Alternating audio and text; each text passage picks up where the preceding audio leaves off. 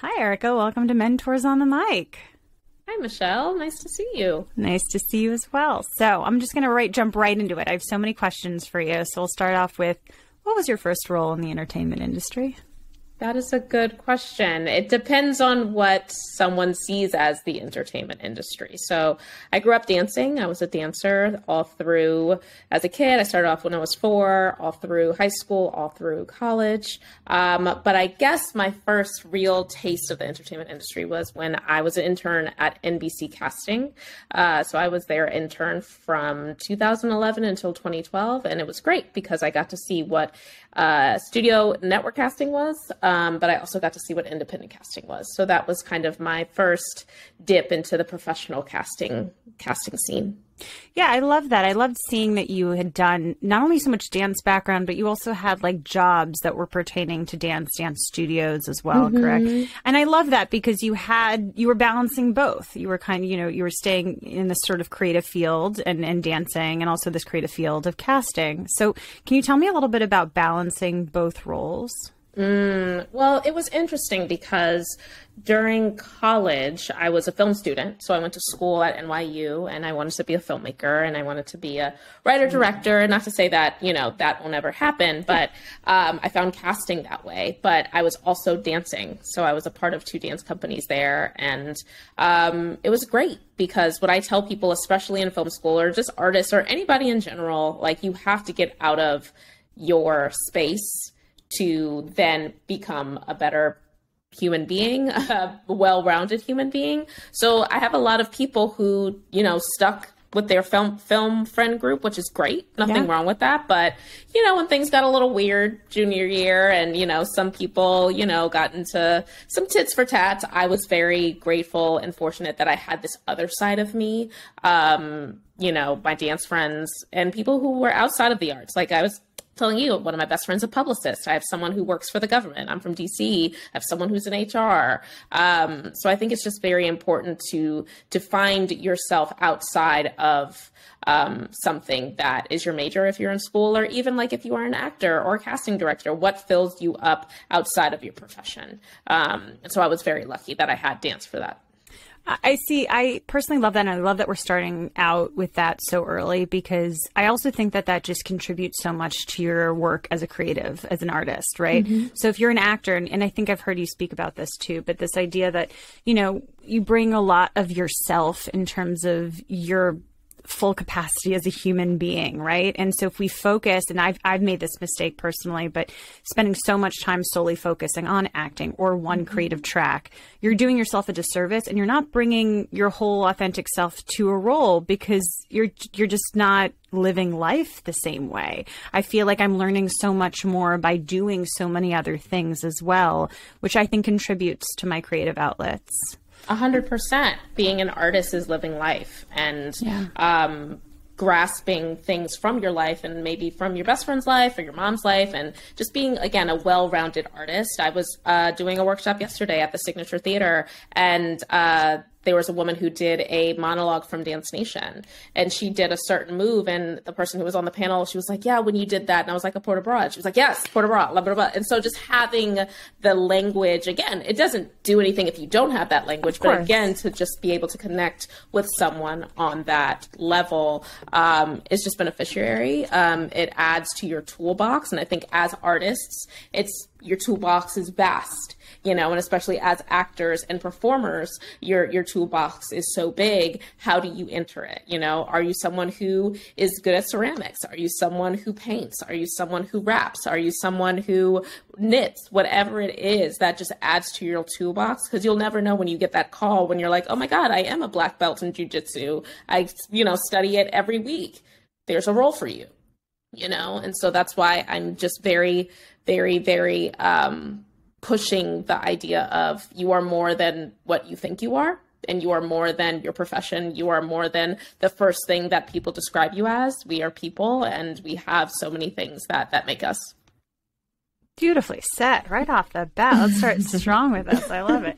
So back then, so we were talking about the casting internship you had at NBC Universal, which was lovely. And that led to a really great story about working. Well, before we go into ABC, let's start with Jodi Collins casting. So you also became an assistant there as well as Cody B casting. Can you tell us a little bit about both of those roles as well? Yeah. So casting is a really interesting profession in the sense that like you can be a studio network in casting, or you could be independent. And then during my beginnings of my career, I kind of did both. So after interning at NBC, I got a job at ABC, but it was only temporary. And so after pilot season, I was out of a job. So that first pilot season without a job, I worked for Jodi Collins, who you were speaking of, and we worked on an NBC sketch show together for that summer and a little bit of the fall. And then I went back to ABC, and then pilot season was over, and then I worked, like you said, with Cody, Beke, and Seth White. So during the first couple of years of my casting profession, my casting career, I was doing both things. I was in the studio network system, but I was freelancing, and so then I would also freelance as an assistant somewhere else during the times where I wasn't working at ABC. So it wasn't until 2014 that I was full-time at ABC as their coordinator there. So I was doing back and forth, but yeah, I did a lot of comedy during that time, which has now helped me now because I do a lot of comedy as a casting director. But like with Cody Beke, I was working on Broad City. With Jodi Collins, like I said, I was working on this NBC sketch show. So it was a great foundation. So I have a very specific show to ask you, which is like dear to my heart, which is One Bad Choice. One Bad Choice. So One Bad Choice, I have to mention this because I was cast back when it was non-unions, before it went to you guys. And I was the pilot. My episode, I was the lead role in the pilot episode. It later wasn't the pilot episode, but it was the episode that then got picked up to series. And then all of a sudden we had all these other episodes. And for people who don't know and who don't know me, every episode is its own story. It's its own One Bad Choice based on a true story. Yep. So can you tell me a little bit about your experience working on this show that's like so dear to my heart? Wow. You know what? I haven't heard anybody reference One Bad Choice in maybe 10 years. So I just love that you referenced it. No, it was like, I didn't work on it as much, but I saw Seth and Cody working on it, and I helped them a little bit with lists of people. And I just remember reaching out to Shamika Cotton and Mark St. Cyr, who I knew from ABC because they were in our showcase. And like, I had to message Shamika, not Shamika Cotton, Shamika Martinez, excuse me. I had to message her like on Facebook because we had a question about if she would dye her hair. Like it was something of that regard. But the thing about that show that I learned that now, and it was a little bit before its time, actually. What I'm learning now, that show in particular, like you said, each episode was its own bad choice. So casting that show was like casting a pilot each show, or casting a movie each show. And again, I think it was before its time because now you're kind of seeing those anthology episodes, not even series, but episodes, where you didn't really see that back then. And so it was very much of like, okay, you have this script. Who are you going to cast in this script, knowing that you can't cast them in any other episode, but they're not going to recur. Like it's not the narrative, building blocks. It's not like this show. So it's sort of its own contained thing. So it was very interesting to see how that kind of evolved and what that meant to cast a show that specific. Yeah, this is sort of bringing me back. I remember I had such trouble for a while figuring out how to put that on my resume because it wasn't a guest star really, but like it was a lead role, but TV shows don't have lead roles. Correct. And so I was like, it made no sense. And I kind of I don't remember what I ended up putting on my resume. I should double check it, but it's not a series regular, like you said. Right. It's like, how do you put that on your resume? It was bizarre. But I did meet one of my best friends who was another lead on her episode. And we, 10 years, whatever, how many years later, are still like best friends. So best friends. That. So bizarre. that. But anyway, it's a nice little piece of the world. I will say too that like it was unfortunate because it got absolutely no attention. No from attention. the network, and like I Yeah. think it had to do with like the president of the network changing or something. They invested all this, and then they changed whatever. That's what I've been told anyway. But who knows? But it was a great show, so I'm glad that I saw that. I was like, oh, I'm glad. so long. Wow. Like again, brought me back to 2014. I know. God, good times. Good times. It was a great time for me too. Yeah. So we're going back and forth now, like you said, between network and between freelance and like more independent stuff. Was that a crazy time for you? I want, a lot of people who are listening, are actors, so have to kind of do this as well, right? This back and forth and figuring out what your next job is. And, but also like there are a lot of people who might want to get into casting who are listening to this. How would you categorize those like couple years of, going from space to space and trying to figure out what your next thing is? Yeah, well, I think the myth about casting is that it's stable. And I think when you're in studio network and you have that full-time job, it is stable. You can be there for 30 years. You can be there for 50. You could be there as long as, you want, or they'll have you, whatever. And where your job is, when your paycheck is coming, when to take vacations, you have paid time off, you have your benefits. And I can get a little bit into that about, the difference between that and that. But when you're a freelance casting person, you are like an actor where you are looking and waiting for a job, and so, we're interviewing with our colleagues, similar to you all auditioning with your former actors and your friends and things like that. And, we are taking meetings similar to actors taking meetings. So yeah, it is a freelance job. It is something where we are going gig to gig to gig. There are some people, like if you're working on a long procedural that's been on for years or a show that's been on, then, but even that, showrunners can change. I know May's job where, a showrunner changes and they change their casting director. So you never know. But yeah, it's not as stable if you're thinking about independent casting directors as one would think. But back in the day, again, I was 22 to 24. I didn't know any better. I thought this was it. I thought it was like, okay, you do this, you do that, and you do this and do that. I'm not really one to worry about the next thing. Okay. I kind of see it as like, it will happen. And if it doesn't happen, I'll figure it out a way. In college, I had $10 to my name. The last couple of weeks of college, I had $10 to my name and I figured it out. Yes, you did. So yeah, I think that's just who I am. I try not to worry about that stuff. There are many things that I worry about. But yeah, I think especially when I was 22 and a friend of mine was living on my couch in a studio apartment, like those were one of the best times of my life. We were just, again, 22 and figuring out where we can get free pizza. Yep. And that's what it was. Dollar pizza's real. We get it. Yeah. And, going to events during the summer to get free food and, just being like, oh, they're playing up on Rockaway Beach. We're unemployed. We'll go to Rockaway Beach from, uptown. That's fine because there'll be free pizza. Free pizza. And it's New York pizza, so it's going to already be base level good. Yeah.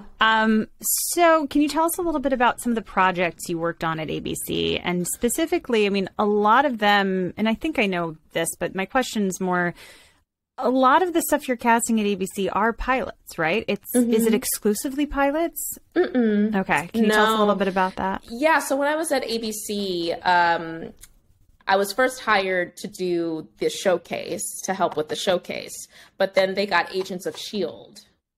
During the time. And so they were like, you're going to stay later because that was the first Marvel TV show. We had to do all these NDAs. We had to do a lot of different uploading and things like that. So I was like, sure, I'll stay. And then they were like, do you want to stay for pilot season? I was like, sure, what's pilot season? And so I learned what, I knew kind of what pilot season was from NBC, but I didn't know what it looked like to be in that position that I was in. And so that was awesome. I used a lot of my things that I learned at NBC, how to schedule actors, how to put together a session sheet, all that stuff that I learned, I applied it here. And so first pilot season at ABC, I think that was like The Goldbergs. That was my first pilot that I worked on. A thing called Secrets and Lies that was on for a couple of seasons that I worked on. John Ort was working on the Blackish pilot. I just came in a year after a show called Scandals pilot. That one. I think I've heard of that one. I just came in right after they did a pilot for a show called Once Upon a Time. That I think did well. Did well. Yeah. And then the following season, I worked on another show from Shondaland called How to Get Away with Murder. So I worked on that, so like that, like basically any Shonda show I'd worked on, For the People. I worked on Grace. So to answer your question. People. Yeah. So for your question about do we exclusively do pilots, we did a lot of pilots, but if there was an ABC show that had a budget to fly someone from the East Coast, or if it was a new series regular for a show that was already existing, we would work on that too. So I remember working on Grey's when they added a new character. What else? Just a lot of ABC shows that you see today. If they've been on for a couple of years, I probably either worked on the pilot or worked on something. Excellent. So yeah, I was always curious about that. So definitely, especially since a lot of those shows, I think, except for maybe Agents of S.H.I.E.L.D., I think that cast in New York, right? But the rest of them cast mostly in LA. I can't remember. For the most part. So that's kind of the tricky thing is like when you're at network on the East Coast in New York, you do the New York casting for the pilots of that or the East Coast casting. So regardless, so like all of Shonda's shows, of course, shot in LA. A lot of them either shot in LA or, on the West Coast, but we would cover the New York casting for those. And that was awesome. Like that, I got to learn the New York talent scene. I got to just learn what it meant to cast a pilot in the network space. And it was awesome. It was awesome. Any advice for actors going in for pilots or going in for roles that obviously are not just a one-time thing? There's this longevity aspect to it. Any advice on that? Yeah, I mean, we could talk for 5 hours about that, but in the truncated version is you have to realize that television in general is a different medium, right? It's an evolving medium.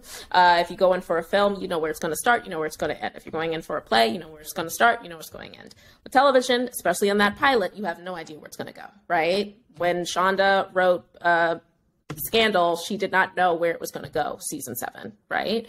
All you do is have you have a thought, but you don't know you actually don't know where it's going to go, but you have this thought, which is the pilot, and just realizing that this medium is the only medium where writers are writing for you, right? So season 2, if they cast one type of person, is going to be different if they cast another type of person. They get to know who you are. So it's very important when you go in for these series regulars or these recurs or things like that, that you put so much of yourself into them. If you're going in for the role of Alex, it's not what would Alex do, because they don't know. It's what would I do as Alex.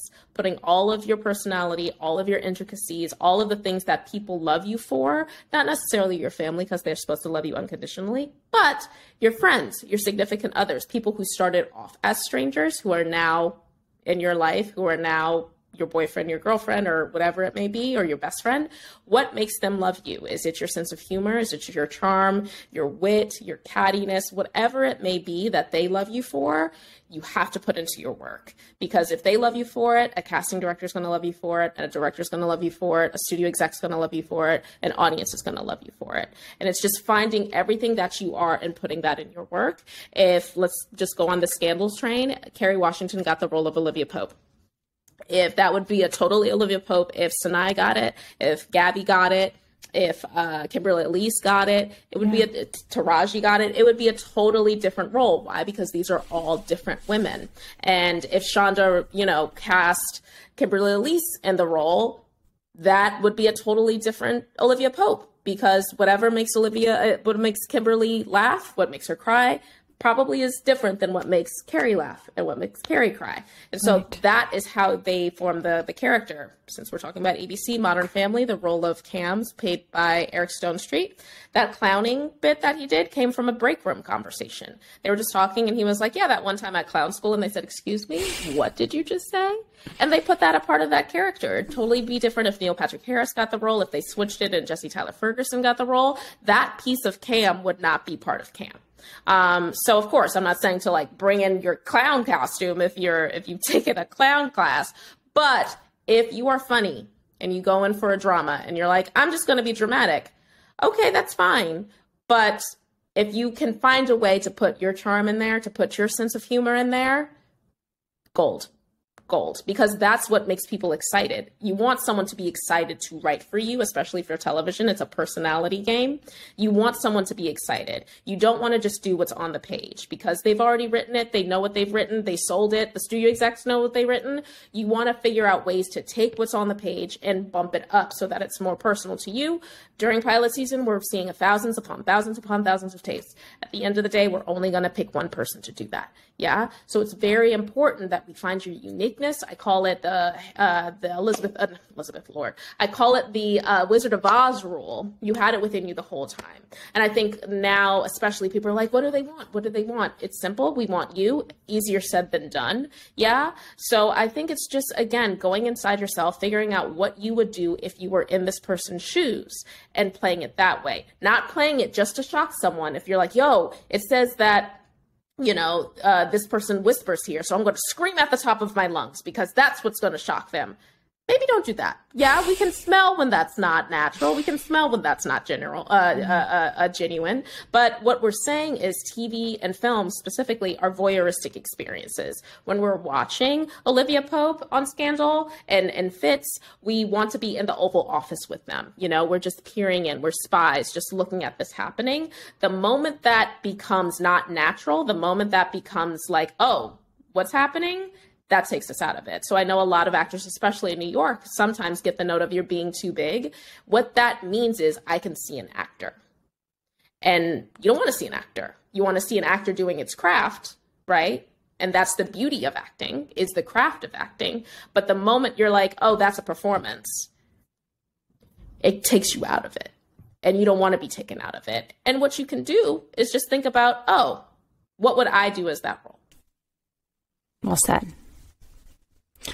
So I guess my other question then about ABC would be about having to, I guess, cast so many pilots. I was a reader for John Ort at ABC once, and it was for a pilot that I'm almost positive didn't get picked up. Sure. And I felt like I imagine that probably happens to you guys a lot, where you're casting these pilots, right? You're casting these pilots, you give these actors their jobs, and then it doesn't happen, right? Most of the time it doesn't happen. So how do you deal with all that?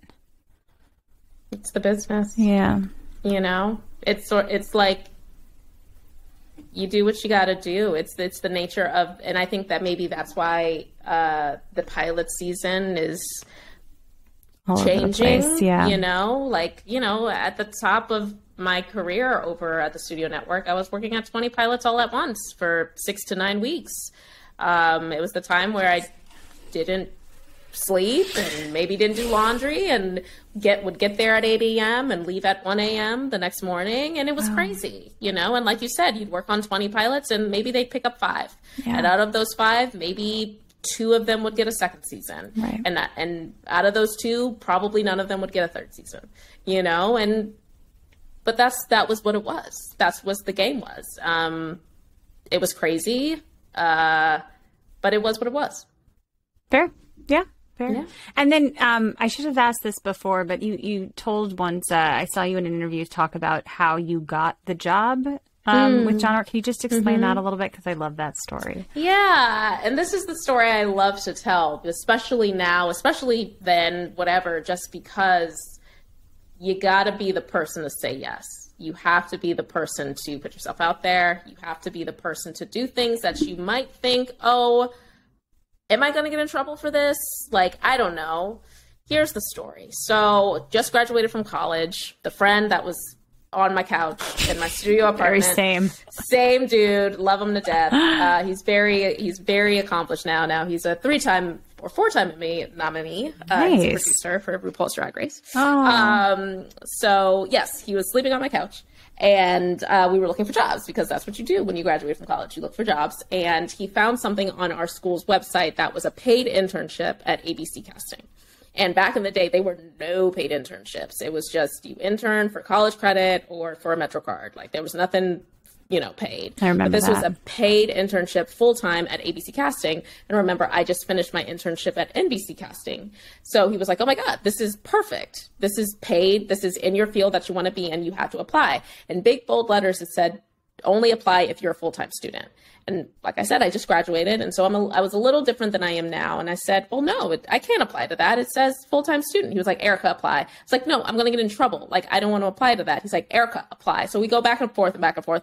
Long story short, he wins. I apply. A couple days later goes by and I get a call from this guy named Vince. And he says, hey, Erica, I see that your resume says that you just graduated from school. Apologizing me. I'm so scared. I'm like, yes, I'm so sorry. I'm so sorry. Just couldn't stop apologizing. He was like, hold on one second. He puts me on the phone with John Ort, who at the time was the manager of ABC Casting. And he said, so you've graduated? And I said, yes, I'm so sorry. He's like, so you can't be an intern, but do you want to be an assistant?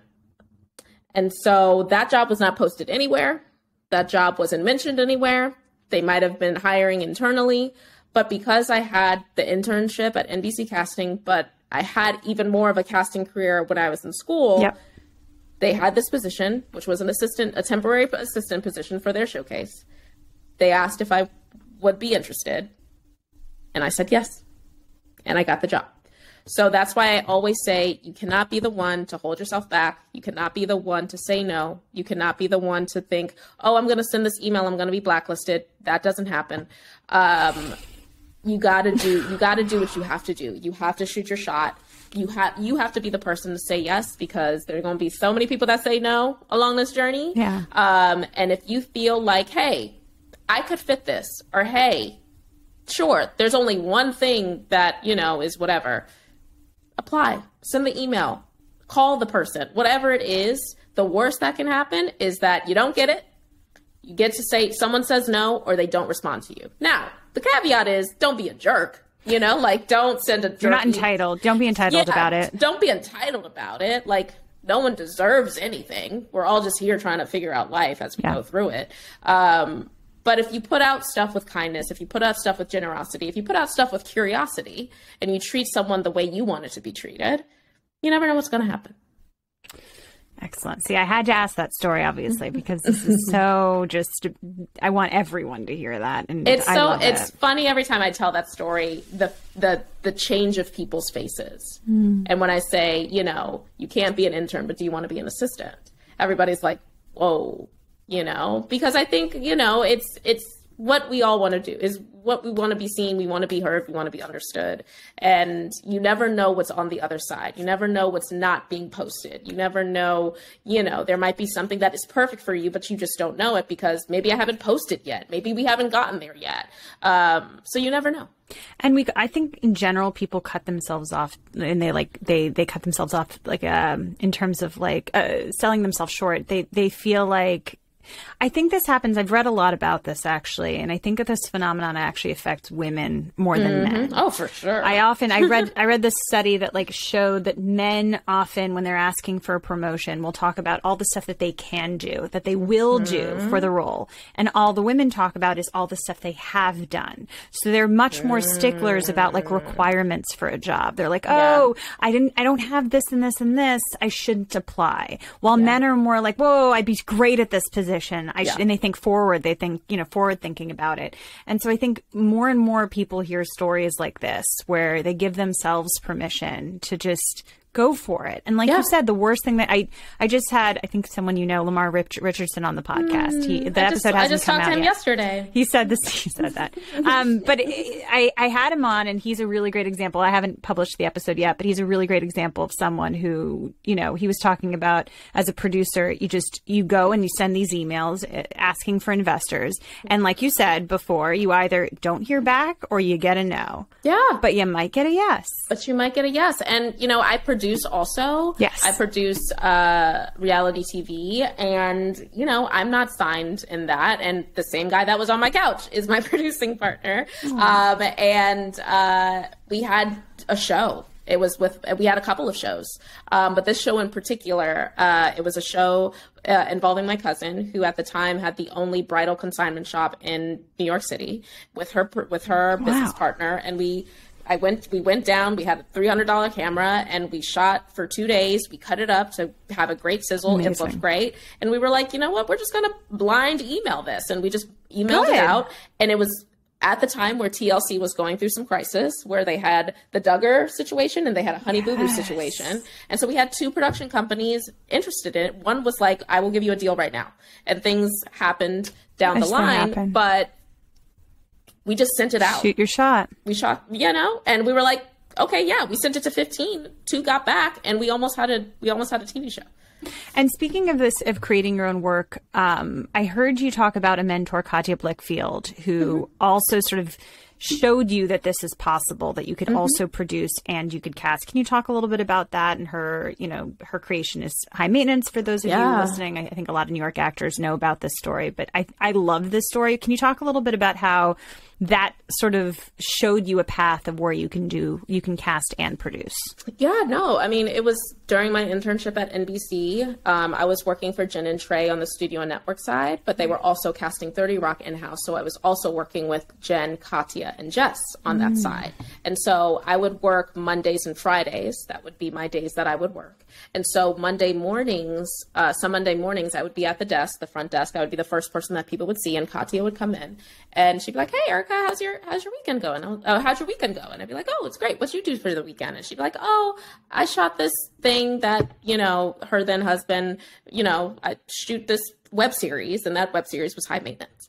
And, you know, she was just doing it, and then it turned into something bigger and bigger and bigger. And so that has showed me, and a lot of casting directors like Bernie Telsey, Alexa Fogel, Cindy Tolan, have also worn the producer hat. And that just has shown me that, like, yes, you can be an amazing casting director, but if you have, and you can be an amazing casting director, period. Or if you have aspirations to do something more, which is totally fine too, you can do it too. You know, you can figure out ways, again, that toolbox, figuring out ways that, okay, I like casting, I'm good at casting. How can that move into producing? Can that move to writing? How can that move to directing? You know, I also write. So what does that look like? So I think, my dad has always said there are 2 types of people. There's someone who knows a little bit about a lot, and someone who knows a lot about a little. And I see myself as someone who knows a little bit about a lot.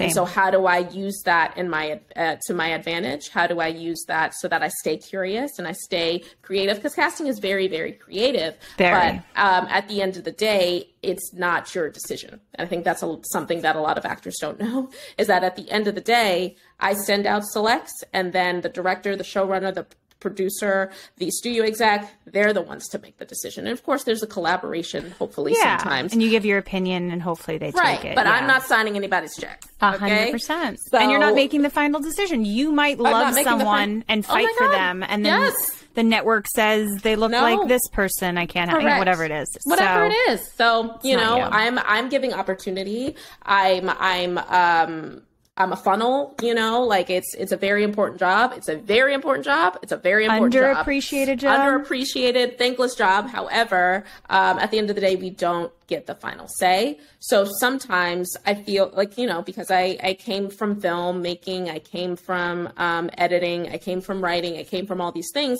Sometimes I get a little bit more of an itch to be like, okay, how can I show another side of my creativity? Absolutely. How can I do that? And so, yeah, it's, you know, like you said, like seeing Katja, seeing Cindy, seeing Bernie, seeing Alexa, just producing things. It's a big inspiration. Yeah.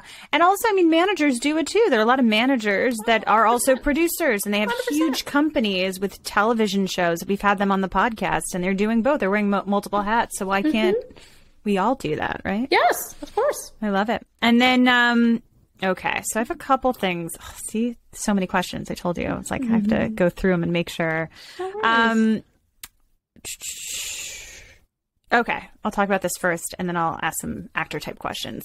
So actors always have questions about self-tapes. And I know you've answered this a million times.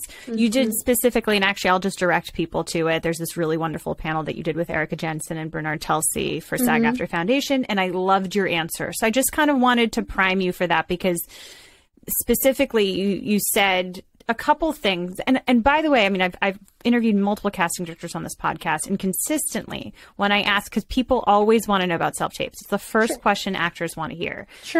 Consistently I get, we need to see you and we need to hear you.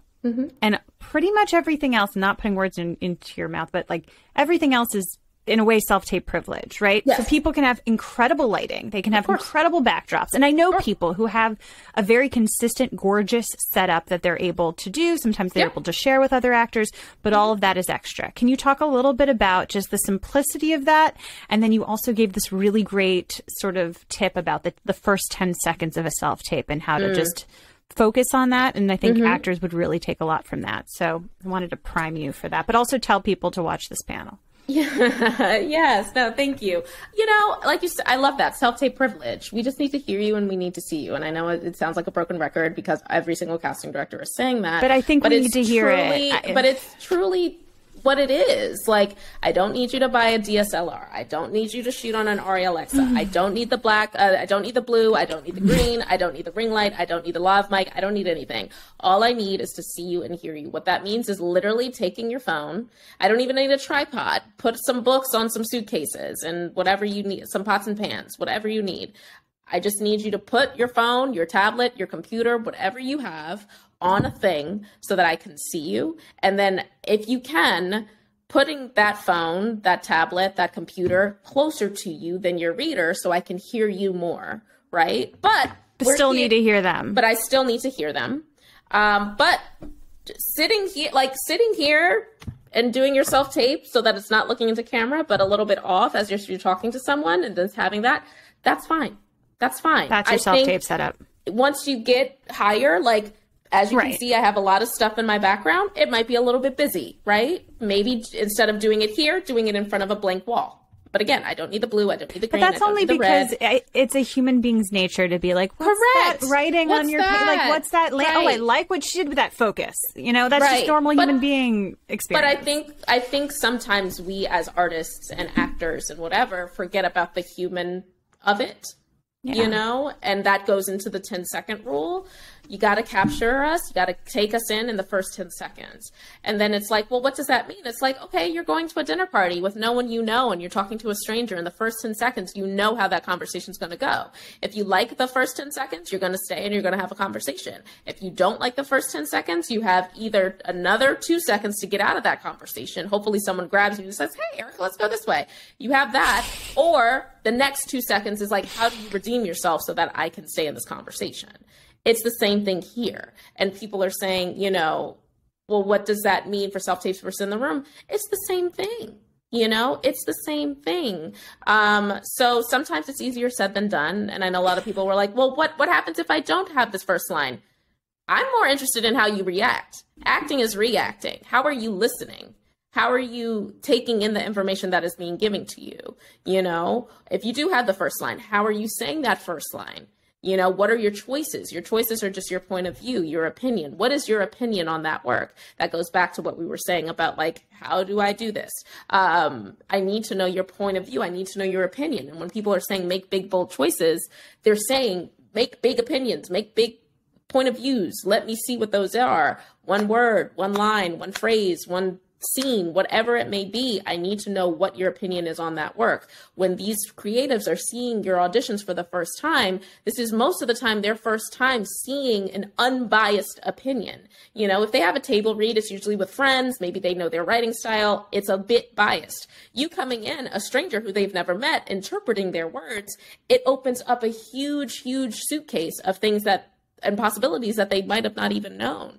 So it's very, very important that, you know, in these self-tapes and these in-person auditions, in callbacks, whatever you may do, you got to catch us in the first 10 seconds. And by us, I don't just mean casting directors, because a thing that is getting lost in this conversation is when you were going in for TV back in the day, AKA 2019 and before, when you were going into a room, we were taping you, as you know. But again, I'm not the last person to say yes. I have to send you off to someone. So if I'm seeing 15 people per that day and I'm sending 6 people, you're on tape. So the person who's making that first decision is watching your tape. They're not meeting you in person. They're watching you on tape. And you have to catch them in the first 10 seconds because they're busy. They're a showrunner. They have casting tapes to watch. They have a costume consultation to go to. They have a music meeting. They have a location scout. They have to look at episode 2 because they're on episode 3. They have to figure out what's in that what's in that editing bay. And I sent them about 50 rolls of, of whatever, 10 multiple characters rolls, or whatever it is. And they have 10 minutes to watch 50 people. It's not that they don't want to watch your whole tape. It's just that they can't, Yeah. So I think there are little things being lost during this time that I think just needs to be, understood a little bit. Yeah. And it's just life. Like you said, it's the human nature of it all. Like if you're doing a self-tape with this, you're looking at my lamp, you're looking at the boring sign, you're looking at the playbills, because that's what we do. We get distracted. Yeah. And so that's the same thing here too. It's just like, you got to catch us in the first 10 seconds. I think it's important, especially with like all the controversial stuff that's going on right now and stuff about casting directors. And I think most people I know are very much on the side of casting directors. So I'll just say that. There's no reason not to be. But, what I think part of it is that there's just so many, there are courses about how to do self-tapes properly and what equipment to get and like how, and I've seen it. I've seen the DSLR cameras. I've seen the labs. I've seen, let's have multiple lights and like 3 lights set up. Sure. And you're just like, I don't know. I don't have the space for that. I don't have the money to get all that stuff sometimes. It's a long, endless thing. And the more we can focus on just exactly what you said, I think a lot of that would just, because a lot of it is neuroses. A lot of it's just actors are so nervous and stressed right now with whether it's lack of auditions, the impending writer's strike, not booking off self-tapes the way, it's just all of it. And I think they just want validation. And so often they go to these places, they go to these casting directors that are able to tell them, oh, your self-tape is great. Don't worry, you're doing this, or you could do this, you could do this, even though it's all subjective. Yeah. But anyway, so I appreciate you. I appreciate that response. No, I think it's the work. The work is the most important thing. And I've gotten many self-tapes of people, who are out of town, who don't have a setup. They're in a hotel room. They're in a hotel and they're just holding their phone like this, like it is what it is. You got to do, you got to do. And just because you get a self-tape does not mean you have to do it. Like that's the thing. I think we as people need to take the power back. Yeah. If you are in Antarctica and you get a self-tape and you're like, how am I going to do the self-tape? I don't have my setup. Maybe just don't do it. Yeah. Just don't do it, or ask for an extension. Have this conversation, and I think again, this human part is being taken out of it. Have a conversation with your reps, have a conversation with the casting director. Do I have another day? Do I have another hour? Whatever it may be. But you got to take the power back and figure out like, hey, my boyfriend's an actor. He had a self-tape due yesterday. He wasn't feeling well. He was feeling dizzy and nauseated. He decided not to do it. Because he wasn't going to put out his best work. Totally fine. So good for him that he has you. Because I will say this, my husband is so wonderful. He's amazing. I love him. I am not able to do self-tapes with him. I've tried it a couple times. He has no idea what he's doing. It's literally textbook the work. And I don't mind working with any reader. I just feel like, you go into an audition back in the day and, you'd have an actor read with you and you're like, I don't care who it is. I will act the hell out of it. But no, he's just, no. Love him, but no. Love him. And you know what? It's fine. Everyone can't be great at everything. No. So the reason why I'm looking at my phone, I have a couple questions that I got from some actors that I know I asked. And I'd love if I could ask you them. So I'm going to play them for you. You might know a couple of them. You might not. I'm not sure. Oh, it's an audio moment. It's an audio component. I wanted to be a little different. I've done this a couple times. I love that. So let's see how this goes. I just got this new phone, so I'm very excited about it. Okay. Hey Erica, it's Jenny in Hochberg. First, I just want to say thank you for always being such an advocate for actors. Secondly, if there could be one piece of advice you would give your younger self when you first started out in the industry, what would it be? Thank you, and have a great day, girl. Oh, hey Jenny. I know Jenny. She is great. She's fantastic. I I think it goes back. Thank you for that question, Jenny. It goes back to the story of me, not wanting to apply to the job. Putting myself out there a little bit more. And it's still something that I struggle with now. I was a shy kid. I didn't really talk as a kid. I didn't really interact with people a lot. So it's hilarious. My family thinks it's funny that like I'm doing things like this, and I'm putting myself out more. But yeah, I would tell little Erica that, it's okay to speak up. It's okay to put yourself first. It's okay if you think something is wrong to say it's wrong. It's okay to have opinions. It's okay to do things that you think might get you in trouble when in fact it won't. You're just moving out of fear.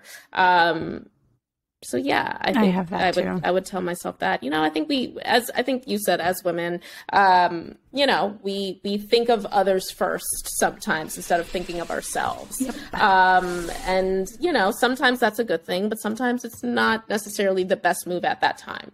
And I think what we have learned in the past 3 years, is that it's okay to take a moment to reflect, to put yourself first, and to check in with yourself. I do a lot of check-ins. I have my team, as I call them. I have a team of people. I have a wellness coach, and then I have my trainer, and then just people to just check in. So I think it's just important to have those check-in moments and put yourself first and speak your mind. I think it's important. I was a rule follower. Mm-hmm. And so I still catch myself saying, like, telling myself or telling other people why I'm not able to do something. Yeah. Do you ever do that? Like even my mom she'll be like, oh, why don't you call up so-and-so? And I'll be, oh, no, let me tell you why I can't do that. Mm-hmm. And then, I'll watch myself really go into it and go, okay, I gotta do this. Just to practice the muscle of pushing myself outside of it and giving myself permission to do whatever it is I've trained myself not to. So, for sure. Great advice. Okay, one more. Well, there's two more, but here we go. Hey, Erica, this is Linnea Sage. So glad you're doing Michelle's podcast. Isn't she the best? So I feel like one of the best things about in-person auditions was that real-time feedback that you got from casting, especially if you were just wildly off base in the direction you were taking your character. Casting can adjust you in the room, and you can get that second take exactly the way you need it. And now that we're doing video and audio auditions from home pretty much completely, I do wonder, are you asking people for second takes or callbacks if they kind of missed the gist of the character that first time? Yeah. Thank you so much. Great voice, by the way. She's also not only just a regular on-camera actress, but a huge voiceover actress. So yeah, great voice. Yes, I think, again, little things come out of this time, little rumors come out of this time. One of them being that if you submit your tape early, you're going to get booked. That's not true. The thing is, though, let's say I just put out some self-tapes a couple hours ago that are due at end of day on Friday. If you have time to submit them on Thursday morning, I am a casting director that watches tapes on a rolling basis. So I'm constantly hitting refresh and constantly watching so that I don't have hundreds of tapes to watch end of day on Friday. At least I'm watching them on a rolling basis so I just can get ready. If you submit it, tomorrow, if you submit it on Thursday, you're not necessarily going to get booked. But what's going to happen as I'm watching them on a rolling basis is exactly like that question said. If I see something that's completely off base, but I still see the potential of something being there, I can hit you up and be like, yo, just to let you know, let's try it this way, and give you a chance to then submit it. Whereas if you do submit it by the deadline, which is totally fine, that's the assignment, that's the job, to submit at 6 p.m. on Friday, I might not have time to give you that redirect because maybe I do have to send that link at 7 p.m. on Friday, right? Right. And when I say send the link, I mean send it to the producers and stuff. So that's just something to think about. And maybe, maybe if you is 6 p.m. on a Friday and I see that you're completely maybe not in the right choice, because there's no wrong or right choice, it's just a choice. It's all subjective.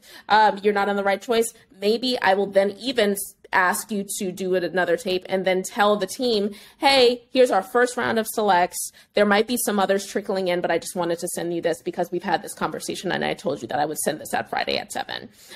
So I think anytime you get a redirect, be it in the room or on email or on the phone, take it. That means it's a good step in the right direction. However, if you don't get a redirect, that doesn't mean all is lost, right? It's the same thing. Erica Arvold, who is a casting director in the Southeast region. She said, yes, we're not in person, but things that were in person are still manifesting in this virtual world, specifically problems. So like if you were going to an audition, the train would be late. You would forget your sides at home. You would rip your shirt on the way to the casting office. It would be an hour late. You know, you would be in a waiting room for 45 minutes. Whatever those problems are still manifesting in the virtual world. Your computer cocks out. Your internet stops working, your computer just blows up, your telephone is now full of memory, you know, whatever it is, we're still having problems. Same thing's happening here in the mental. So when you were going to auditions, you would sit in the waiting room, right? You would see someone go in and you would see someone come out 2 minutes later. You'd be like, oh, damn, they're going to book it. They got it right then and there. They didn't need any adjustment. They're going to be killing it. Yeah. Okay. Maybe. Or maybe I just got off the phone with my producer who now said that the 20-year-old ingenue, they now want a 50-year-old guy with one eye. You know, you're not going to book it. I don't want to waste your time. I don't want to waste my time.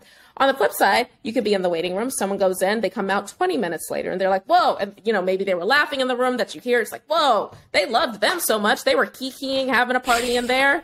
There's no hope for me. Okay, sure. We could be kikiing and having a party in there. Or it took them 20 minutes to get out one clean take.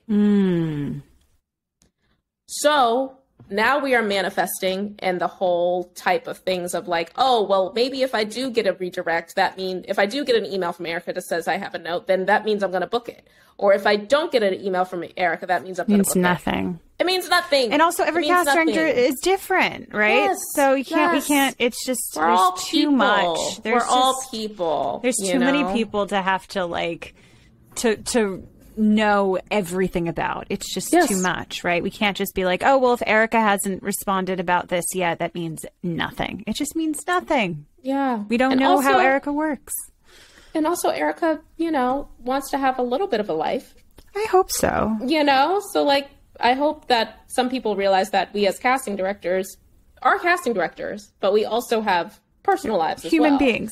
We're also human beings. You also want to kiki with your friends. I also want to kiki with my friends. I also want to watch the new episode of, you know, Shrinking.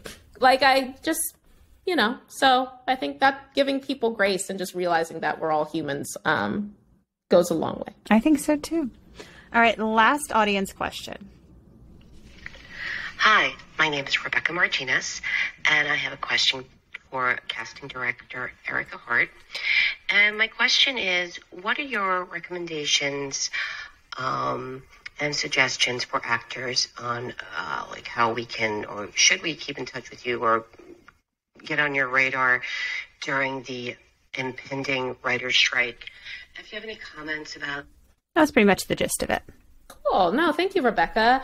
I mean, regardless of the writing, and this is going to be another hurdle of panic, which again, all we're of all it. panicking. Everyone's feeling it. We're all panicking. You know, if an actor's not working, if all actors are not working, that means that casting directors cannot cast these actors. Yes. Right. So we're all in it together. I think regardless of a writing strike or not, I think if you're to keep in touch with the casting director, that's great. I think you should keep in touch with the casting director, regardless if you're repped or not. I think that, outside New York was honking. I get New York, we're here. I think, though, to think about it, how I answer this question is to ask a question of you, Rebecca, or any actor. If an actor saw you in a show, if an actor saw you in a play, if an actor saw you whatever, and they said, you know what, I want to contact Rebecca, how would you want that person to contact you? Right? Same thing goes here. Again, the human experience. Yeah. So for me, I think it's really smart to say, hey, I'm so-and-so. I see that you're casting this. I think I would be great because here's my headshot, resume, reel, whatever you have. Look forward to hearing from you soon. It's clear, concise, specific to the point. I get a lot of messages from people being like, hey, I'm a New York actor. Great. What you want me to do with that, girly pop? You know, like, I don't know what you want me to do. How can I help you, right? There's going to be times where I'm not working on something, and that's totally fine. But say like, hey, Erica, I see that you cast these types of shows. Or, hey, Erica, I see that you're a New York casting director that works on this, this, and this. I would love to be considered if you have anything that comes down the line. Here are my materials. Would look forward to hearing from you soon. Great.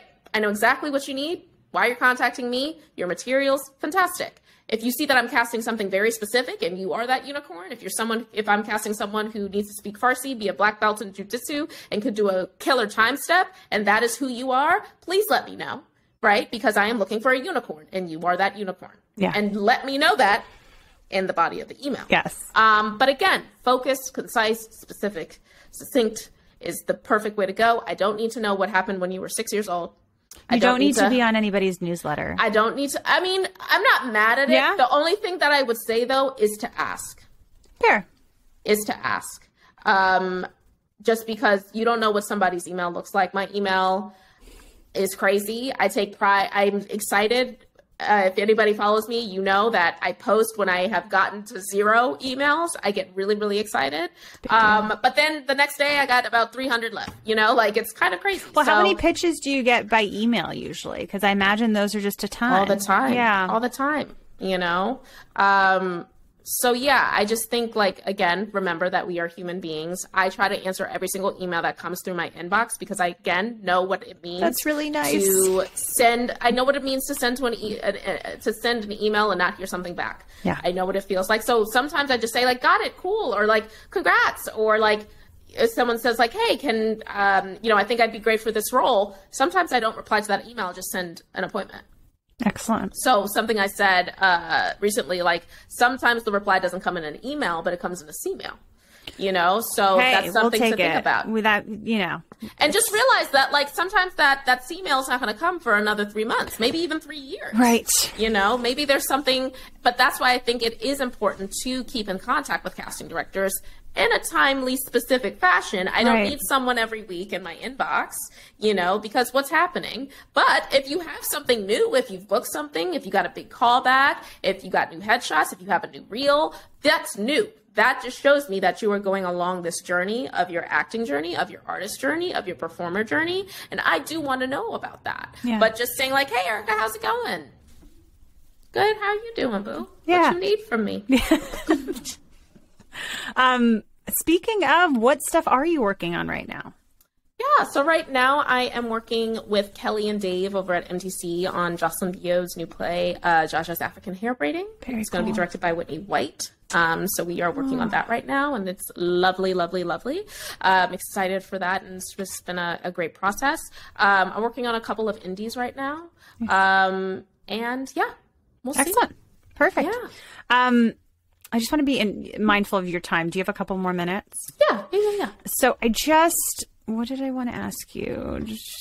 Okay. A couple other questions. How do you break past the avail pin phase when you just feel stuck? I feel like a lot of actors I talk to, regardless of what stage they're in, a lot of actors are talking about feeling stuck wherever they are, right? Whether they're booking a lot of co-stars and they're stuck into that, or if they're in the avail pin phase and they feel stuck there and they just get repeatedly called in to the same offices, which we know is a win, a huge win. Huge win. But what do what would you tell people when they're feeling stuck in whatever stage of everything is? Because it's not linear. I think you just hit the nail on the head. Yeah. It's not linear. I think if you're stuck in a situation, you weren't in that situation before. So, right. So if you're booking a lot of co-stars, you're booking. There are a lot of people who aren't booking right now. Right. If you're getting pins and callbacks, you're getting pins and callbacks. A lot of people aren't getting pins and callbacks right now. Yeah. So I think, again, it's kind of taking yourself out of it. And it's all relative, right? So there are people who I know whose biggest goal right now is to get a network TV audition, not even booking, audition. Then you have people who their next goal, they've done that. And it's okay, maybe to get a callback. That's the next goal for this year. And then to book a co-star, to book a guest star, to book a recur, to book a series regular, to be a star, to be a director, to have your own production company. It's relative, right? And so I think for me personally, what helps me sometimes is to look back on where I came from and to look back at where I am now and to say yes, I have goals and I have dreams, but there were many goals of Erica 5 years ago that I have checked off. And just realizing that you can't be stuck forever, that if you look to your left and you look to your right and you see oh my God, my friends are killing it, that's fine. be happy for your friends because they're your friends. And if they're killing it, that's good for them. And it's only a matter of time before you kill it. You know, I think a lot of people don't, who talked about it? I think Yvette Nicole Brown talks about it. And I know Danielle Pinnock talks about it a lot, about like there's a reason why everything happens. And I know I say that a lot and some people don't like that phrase, but I do think there is a reason for why everything happens. I can go back in time and look and see like, oh, well, I did that. And then from that happened. And then from that happened, the domino effect. I can see that happening. And so sometimes you are not ready for the thing that you want, but that doesn't mean that the thing that you won't happen. It just means that you're not ready. And it's like, well, Erica, I've been acting for 15 years. What are you talking about? I'm not ready. I am ready. Okay. I'm not saying that you're not ready talent-wise, but there's a lot of mentality that goes into being a series regular. There's a lot of mental stuff that goes into being a recur. There's a lot of mental stuff that goes on being a one-day guest star that you might think you're ready for, but when you're in it, looking back, you're not. When I left ABC, I confided in 3 people because I was like, you know what? I'm leaving ABC. I'm going to do my own thing. And I confided in 3 people, and all 3 of them said, I don't think you're ready. And I said, you know what? You're right. So I told myself, okay, I'm going to be an independent associate casting director for 2 years. I didn't tell anybody my timeline. I just told myself. I said into myself, I'm going to be an associate casting director for 2 years. I started at Meredith Tucker, who I love. I started at Meredith Tucker Casting in July of 2018. I got a call to be the casting director for Michael Che of September of 2020. That's 2 years. So looking back at 2020, which was crazy, 2020, looking back at 2018, I wasn't ready. Nowhere near ready. But I needed those 2 years in order to get ready and be ready. Another thing that my dad says is don't get ready, be ready. And it's like when you are ready for that call, then it's your right time. And I know that's very woo-woo and like whatever. It. And I know people are like, you know, well, being stuck doesn't pay the bills. I get it. But then that goes into, well, what else is fulfilling you? What else is filling your cup? What else is filling your soul? What else is making you joyful, happy, non-stressed? You know, What is that? Lean into that. Because once you lean into that, maybe that light will happen over here that you're not even expecting. Sometimes when you want something really, really bad and you're holding on too tight, you get cut. You cut yourself. Literally, you're holding on too far. Maybe release that. See what else comes to you. See what else, you know, it's like, oh, well, yeah, I can sketch. I can draw. You know, I love fashion. Okay, maybe be a costume designer over there.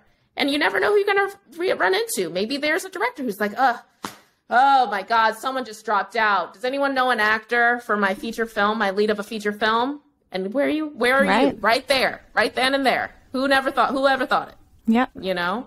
So yeah, patience is a virtue. And I know sometimes that patience is really, really hard. But again, look back at yourself 2 years ago. Look back at yourself 5 years ago. Look at the journey and see where you were stuck then and where you have been now.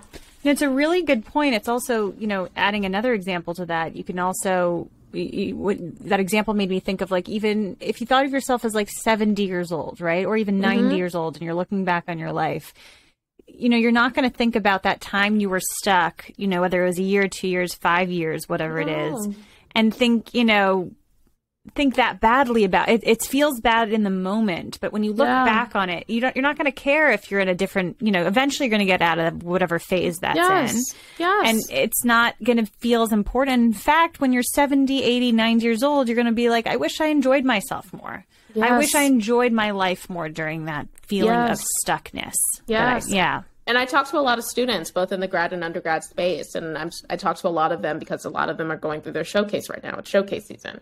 And I talked to a bunch of undergraduates last week, and I said, listen, this is important work. What you're doing is very important. Take it seriously. However, you are 22 and you are a senior in college. You will never, ever have this experience ever again. Go to your friends' dorms, go to the party, go to the club, go to this, do that, because once you graduate from this institution, it won't happen again. It's different. So take the convenience of college, take the convenience of your friends being right next to you, take the convenience of all of the stuff that you have in college, take advantage of it now. And be your senior in college. Be in your last year of graduate school.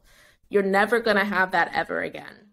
So it's important to do that. Someone, oh my God, Ex Mayo, who is one of my favorite actors. She's a friend of mine. Love her story. If you don't know who she is, look her up right now. She's hilarious. Her story is beautiful. She's in Swarm right now. So yeah, she's awesome. But she was at the premiere of Swarm, she said, happiness is where you are at this moment. You know, that's what happiness is. Because like, you're never going to get this moment ever again.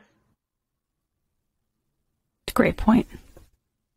I'll have to look her up. She sounds great. Yeah, she's awesome.